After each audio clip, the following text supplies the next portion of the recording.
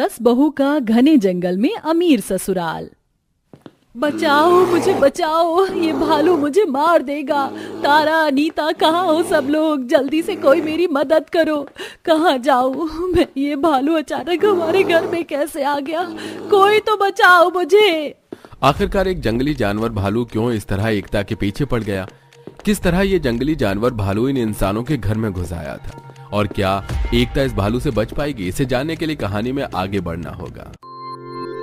सुनील जी, हम लोग इस तरह रात में जंगल में क्यों जा रहे हैं? क्या यहाँ से कोई शॉर्टकट आता है हमारे ससुराल के लिए? मेरी मानिए तो हम इस शॉर्टकट से नहीं चलते हैं। देखिए ना, बाहर कितना अंधेरा हो गया है और तो और कितने सारे जंगली जानवरों की भी आवाज आ रही है। मुझे तो बहुत डर लग रहा है।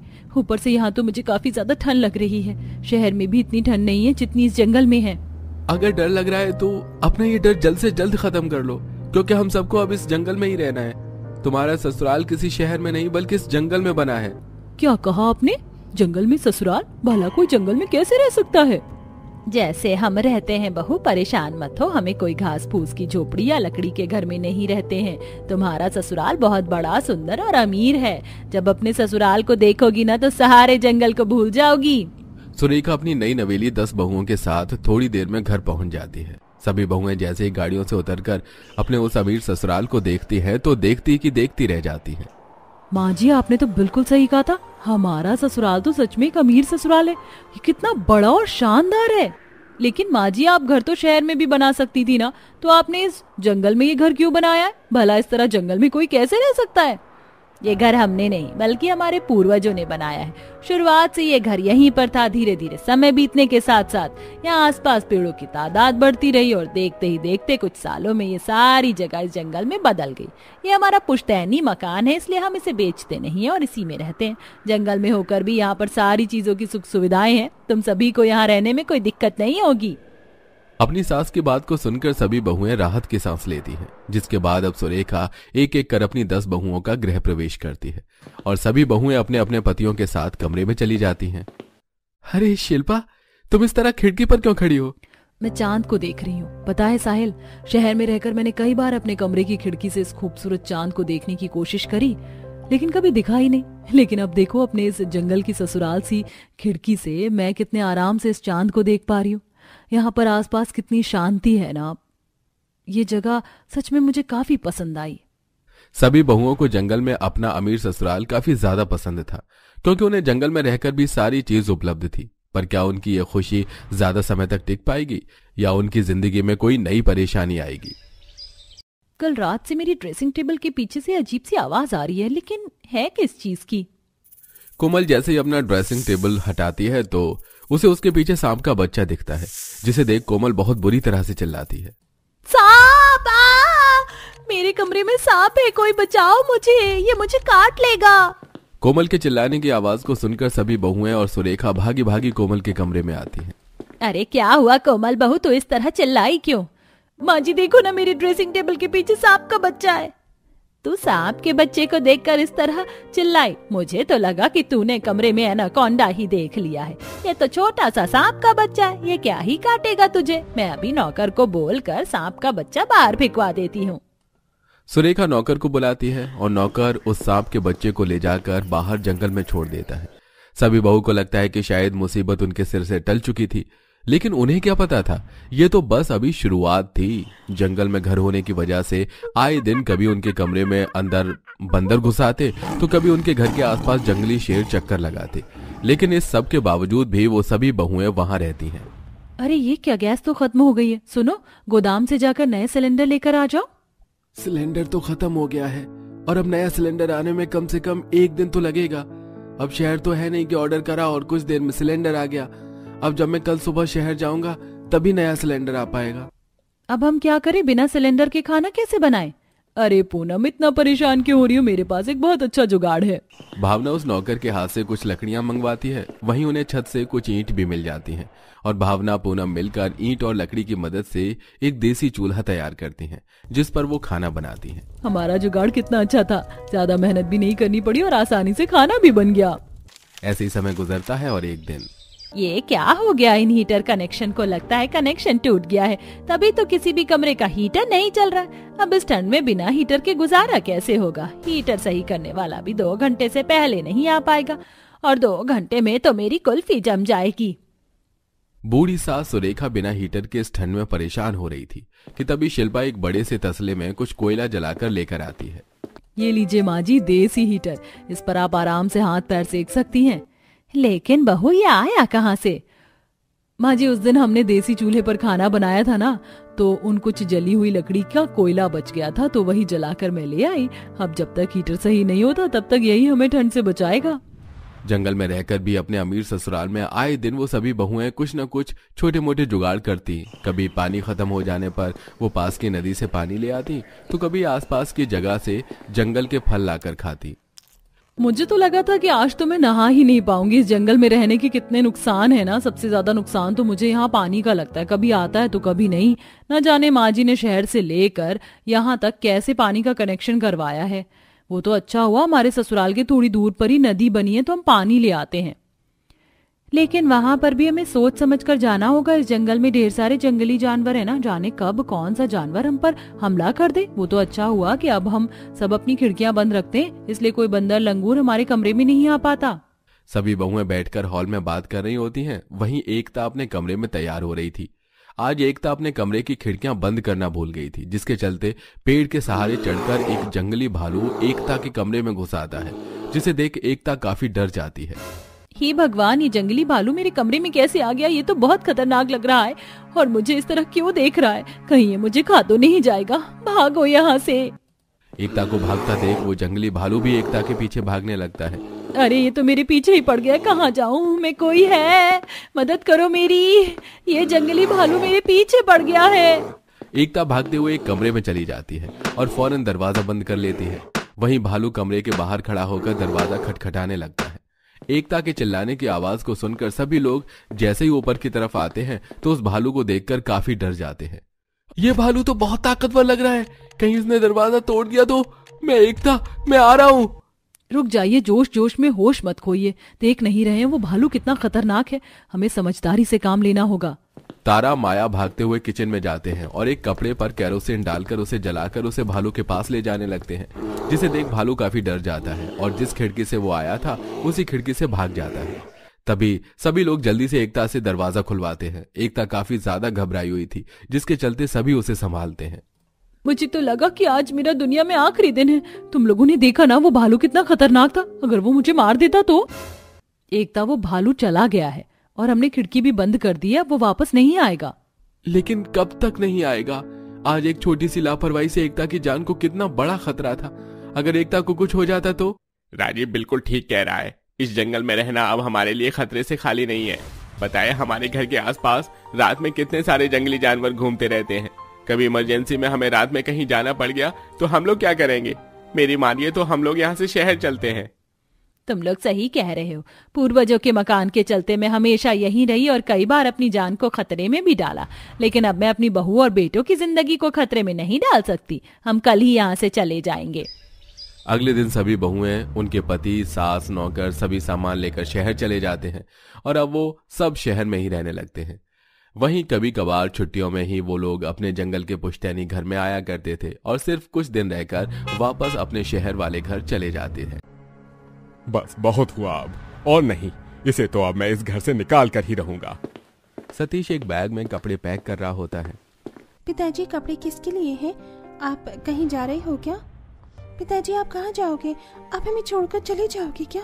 अरे दूर हटो मुझसे। सतीश अपने कमरे से बाहर आंगन में आता है, जहां उसकी पत्नी सोनाली अपने हाथों में एक छोटी सी बच्ची को लेकर खड़ी होती है। अरे, ये आप क्या कर रहे हो? सतीश सोनाली के ऊपर बैग फेंक कर मारता है। ये क्या बदतमीजी है तुम्हारी? कम से कम देख तो लो, मेरे हाथ में तुम्हारी बेटी भी है। अरे चली जाओ यहाँ से और दोबारा मुंह मत दिखाना। अब मैं तुम्हें और बर्दाश्त नहीं कर सकता। पागल हो गई हो क्या? मैं कहाँ जाऊंगी? तुम कैसी बातें कर रहे हो? मेरा कोई ठिकाना नहीं है। मैं 3 बेटियों को लेकर कहाँ चली जाऊं? मुझे घर से बाहर मत निकालो, ऐसा मत करो। मैं कहाँ जाऊंगी? देखो तो सही, मुझे आप ही समझाओ ना इन्हें। सोनाली के इतना कहते ही उसकी सास गुस्से में कहती है, अरे चली जा तू यहाँ से। जब से तू यहाँ आई है काली किस्मत लेकर आई है। आज तक तूने एक लड़का पैदा करके नहीं दिया, तो इस घर का वंश नहीं चला सकती। चली जा यहाँ से। मैं हाथ जोड़ती हूँ माँ जी, ऐसा मत करो। मैं कहाँ जाऊंगी? मेरे बारे में तो सोचो। ये जरा सी बच्ची, कम से कम इन 3 लड़कियों के बारे में तो सोचो। सरस्वती सोनाली को धक्का देकर निकालने लगती है और अपने आंगन का दरवाजा बंद कर देती है। चली जा यहाँ से कहीं दूर। मैं तो अपने बेटे की दोबारा से शादी करवा दूंगी। उसे लड़कियों की कमी नहीं है। अब सरस्वती के पास और कोई चारा नहीं था। वो अपनी तीनों बेटियों को लेकर वहां से निकल जाती है और चलते चलते दूसरे गांव पहुंच जाती है। कई दिन तक वो बेचारी भूखी प्यासी रहती है और उसकी बेटियां भी भूखी रहती हैं। माँ बहुत जोरों से भूख लगी है, कुछ खाने को नहीं है क्या? माँ, और हम कब तक ऐसे ही दर दर की ठोकर खाने वाले हैं? माँ, पिताजी ने हमें घर से क्यों निकाल दिया? ऐसा भी क्या हो गया? सेजल के इतना कहने के बाद बेचारी सोनाली फूट फूट कर रोने लगती है। अब मैं इन बच्चों को कैसे समझाऊं कि उनके पिता ने इनको पैदा होने की वजह से ही इन्हें घर से बाहर निकाला, और साथ में मुझे भी। लेकिन कोई बात नहीं, मैं अपनी बेटियों के लिए संघर्ष करूंगी और नौकरी करके इन्हें पढ़ाऊंगी लिखाऊंगी। इस तरह बेचारी सोनाली सबसे पहले अपने रहने का कोई जुगाड़ करती है। उसे गांव के अंदर एक टूटी फूटी झोपड़ी दिखाई देती है। वो उसकी मरम्मत करती है, जिसके अंदर वो अपनी तीनों बेटियों के साथ रहना शुरू करती है। ये उसकी कठिन भरी जिंदगी की पहली शुरुआत थी। जल्दी उसने काम करना शुरू कर दिया। जैसे भी काम होगा मैं वैसा ही काम कर लूंगी। कोई भी काम चलेगा, बस मुझे काम पर रख लीजिए। मेरी 3 बेटियां हैं, नन्ही सी मासूम बच्ची। सोनाली की गरीबी हालत देखकर उसे मोहल्ले की कुछ औरतें अपने घर के काम के लिए रख लेती हैं, खाने को भी दे देती हैं और साथ में हर महीने कुछ पैसे भी दे देती हैं, जिसके चलते उसकी तीनों बेटियों का और उसके खाने का जुगाड़ हो जाता है। माँ, सारा दिन हो गया है, हम लोगों ने कुछ भी नहीं खाया है। कुछ खाने को दे दो ना माँ। माँ, बहुत जोरों से भूख लगी है, कुछ खाने को दे दो माँ। मेरी प्यारी बेटियों, मैं तुम्हारे लिए खाने के लिए लेकर आई हूँ। चलो खाना खाते हैं। सोनाली ऐसा कहकर खाना खोलकर अपनी दोनों बेटियों को खिलाती है और सबसे छोटी बेटी को दूध पिलाती है। ऐसे ही वो मुश्किलों का सामना करते करते उन्हें पालना शुरू करती है। साथ में वो जब अच्छा पैसा कमाने लगती है तो दोनों बेटियों को स्कूल में डाल देती है। माँ देखो, मैं स्कूल यूनिफॉर्म में कैसी लग रही हूँ? माँ, पहले आप मुझे बताओ मैं कैसी लग रही हूँ स्कूल यूनिफॉर्म में? मेरी दोनों बेटियां बहुत प्यारी लग रही हैं। तुम दोनों ही बहुत अच्छी लग रही हो। बस अब तुम पढ़ लिख कर कुछ बन जाओ, मेरी तो यही ख्वाहिश है। माँ, आप चिंता मत करो, एक दिन हम अपनी ये सारी गरीबी मिटा देंगे, हम कुछ बन जाएंगे तब। और फिर आपको पता है, इतनी मेहनत करके पैसे कमाने की जरूरत भी नहीं पड़ेगी। हम दोनों आपको कभी कमाने नहीं देंगे माँ। उन दोनों की ऐसी बातें सुनकर सोनाली उन्हें प्यार से गले से लगा लेती है, जिसके बाद वो ऐसे ही मेहनत करके अपना पेट काट कर अपनी बेटियों को बड़ा करती है। दोनों बेटियां पढ़ने लिखने के बाद MNC कंपनी में जॉब कर लेती हैं और शहर में चली जाती हैं, जहां से वो अपनी माँ को पैसे भिजवाती रहती हैं। माँ, हम तीनों ने आपके लिए पैसे भिजवा दिए हैं।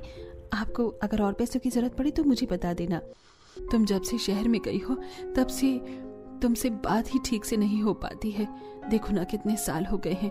तुम्हारी माँ यहाँ अकेले पड़ी हुई है। तुम मुझसे मिलने कब आ रही हो? मैं सोच रही थी कि अब तुम तीनों के हाथ पीले कर देती हूँ। तुम सबसे छोटी हो, समझदार हो। अपनी दोनों बड़ी बहनों को थोड़ा सा समझाओ। अरे माँ, अभी हमें और ऊंचाइयों पर जाना है। अभी हम शादी नहीं करना चाहते, आप समझती हो ना। और वो दिन आज तक हम भूले नहीं हैं जब आपको पिताजी ने घर से धक्के मारकर निकाल दिया था। हम एक दिन पिताजी को ये दिखाएंगे कि आपकी बेटियां कितनी काबिल हैं। ऐसा कहने के बाद परी फोन रख देती है, जिसके बाद वो तीनों कंपनी में बहुत अच्छी अच्छी पोजीशन हासिल कर लेती है। कुछ समय बाद कंपनी के अंदर 3 बहुत ही हैंडसम लड़के आते हैं, जो उनकी पोजीशन देखकर उनकी तरफ अट्रैक्ट हो जाते हैं। देखो, अगर इस कंपनी में काम करना है तो इन तीनों से अपनी बनाकर रखनी पड़ेगी। अरे ये छोड़ो, क्यों ना हम इन तीनों से शादी कर लेते हैं। शादी के बाद तो ये तीनों हमारी पत्नी हो जाएंगी और उनकी तनख्वाह पर हमारा ही तो अधिकार होगा। किसी चीज की कमी नहीं होगी हमारे पास। अरे ये आइडिया तो बहुत अच्छा है। सच कहूँ तो इस आइडिया से तो अच्छा और कोई आइडिया हो ही नहीं सकता। इसी के साथ हमारी सारी परेशानियां खत्म हो जाएंगी और हमारे पास पैसा ही पैसा होगा। तीनों लड़के ये प्लान करके पारुल, सेजल और परी से प्यार का झूठा नाटक करते हैं और उनसे शादी करने के बहाने से उनके साथ घर जमाई बनकर रहने लगते हैं। एक दिन गांव से सोनाली फोन करके पूछती है, देखो अब बहुत हो गया, तुम लोग गांव वापस आ जाओ। मैं तुम्हारी शादी करवाना चाहती हूँ। जाने से पहले मैं अपना ये आखिरी सपना पूरा कर जाऊँ। देखो माँ, आप हमारे बारे में अच्छा सोच रही हो, लेकिन हमने लड़के देख लिए हैं, हम उनसे शादी कर लेंगे। आप शहर आ जाना। सुनते ही सोनाली को बहुत हैरानियत होती है। अपने मन में वो सोचती है, मेरी पूरी जिंदगी निकल गई अपनी बेटियों को बड़ा करने में, और आज मेरी बेटियों ने अपनी शादी का इतना बड़ा फैसला मुझसे बिना पूछे ही कर लिया। मन में सोचते हुए सोनाली की आंखों में आंसू आ जाते हैं। अच्छा बेटियों, जैसा तुम्हें ठीक लगे मैं आ जाऊंगी शहर में तुम्हारी शादी पर। अब सोनाली अपनी तीनों बेटियों की शादी पर आती है, जहां वो तीनों लड़कों को देखकर संकोच में रह जाती है। पता नहीं क्यों मेरा मन कर रहा है कि जैसे ये लड़के ठीक नहीं हैं। माँ, अब आप आ गई हो तो रुक कर जाना। समझ में नहीं आ रहा ये बुढ़िया कहाँ से आ गई, इसे घर से निकालना होगा। अब ये बुढ़िया हमारे रास्ते का कांटा न बन जाए। अरे इस बुढ़िया को तो मैं इस तरह घर से बाहर निकालूंगा कि सब देखते ही रह जाएंगे। इस तरह तीनों बहुत प्लानिंग के साथ रहते हैं। वो अपनी तीनों पत्नियों को उनकी मां के खिलाफ भड़काने लगते हैं और उसके बाद सोनाली उन्हें मन ही मन खटकने लगती है। बेटा, मैं तो कहती हूँ कि थोड़ा समय पर अपने सारे काम किया करो। ये बिना समय के काम अच्छे नहीं लगते। तुम्हारे पतियों को थोड़ा सोचना चाहिए। और ये अपने घर कब लेने वाले हैं, कब तक यहाँ रहेंगे? बस बहुत हो गया माँ, आप तो हद कर रही हो। हमारी खुशियों को जब से आई हो नजर ही लगाती जा रही हो। आपके आने से पहले हमें इतनी परेशानी कभी नहीं हुई। आप इतना भी नहीं सोचती हो कि आपकी ऐसी बातों से हमारे पतियों को बुरा लग सकता है। अगर ये घर जमाई है तो क्या हुआ, हम इंडिपेंडेंट लड़कियां हैं। हमारी खुशियों को खराब करने से अच्छा है आप वापस गाँव ही चली जाओ। इस तरह तीनों बेटियों की बातें सुनकर बेचारी सोनाली रोते हुए अपना सामान लेती है और गांव चली जाती है। उसे एहसास होता है कि उसने अपनी पूरी जिंदगी अपनी बेटियों के ऊपर लुटा दी, लेकिन आज उसकी बेटियों ने ही उसे घर से निकाल दिया, जिस तरह उनके पिता ने निकाला था। सोचा था कि बेटियां मुझ पर गई हैं, असल में तो मेरी बेटियां अपने पिता पर ही गई हैं। सोनाली वापस गांव आ जाती है, लेकिन अब उसकी तबीयत धीरे धीरे खराब होने लगती है। और इधर एक दिन विनय, संजीव और सुजीत दोनों ही एक क्लब में अपनी असली गर्लफ्रेंड्स के साथ पकड़े जाते हैं। तुम तीनों ने हमें इतना बड़ा धोखा दिया। हमने तुमसे शादी की, लेकिन तुमने तो हमारे साथ विश्वासघात किया। माँ सही कहती थी कि तुम तीनों ठीक नहीं हो। तुम्हारी वजह से हमने अपनी माँ के प्यार पर शक किया और उन्हें घर से निकाल दिया। हम तुम्हें नहीं छोड़ेंगे। इस तरह वहां उनकी लड़ाई शुरू हो जाती है, लेकिन तीनों ही बड़ी चालाकी से सिक्योरिटी गार्ड के द्वारा उन तीनों बहनों को वहां से बाहर निकाल देते हैं। वहीं दूसरी तरफ उनकी कंपनी में जो उनकी पोजीशन थी वो तीनों लड़के हासिल कर लेते हैं और वो तीनों बेटियां अब सड़क पर आ जाती हैं। जैसा हमने माँ के साथ किया, भगवान ने वैसा ही हमारे साथ किया। ये हमारे कर्मों की सजा मिल रही है। हमें वापस माँ के पास जाकर उनसे माफी मांगनी चाहिए, वही हमारा पश्चाताप होगा। इस तरह तीनों बेटियां पश्चाताप करने के लिए वापस गांव में अपनी माँ के पास आती हैं, जहां उनकी माँ बहुत ज्यादा बीमार होती है। माँ, हमें ठोकर लग गई है, हमें माफ कर दो माँ। हम अपनी गलती का पश्चाताप करने आए हैं। अब देखना माँ, हम सब कुछ ठीक कर देंगे। गरीब बुढ़िया माँ अपनी तीनों बेटियों को देखकर खुश होती है। अब तीनों बेटियां मेहनत करके पैसे कमाती हैं और अपनी माँ की सेवा करने लगती हैं। इसी के चलते धीरे धीरे सब कुछ ठीक हो जाता है और वो सभी एक साथ खुशी खुशी रहने लगते हैं।